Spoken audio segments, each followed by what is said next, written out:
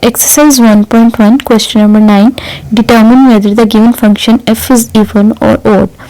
Question number 9 में हमारे पास कुछ फंक्शंस गिवन है, हमें ये बताना है कि फंक्शंस हमारे पास इवन है या ऑड है.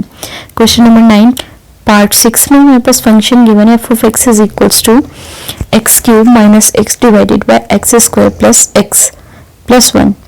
So again replace x by minus x. So हमारे पास आ जाएगा f of minus x is equals to minus x whole cube minus into minus x divided by minus x whole square plus 1.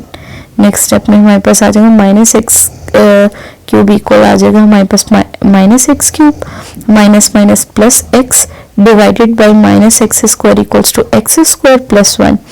Next step में हम minus common ले लेंगे, हमारे पास आ जाएगा minus into x cube minus x divided bye x square plus 1.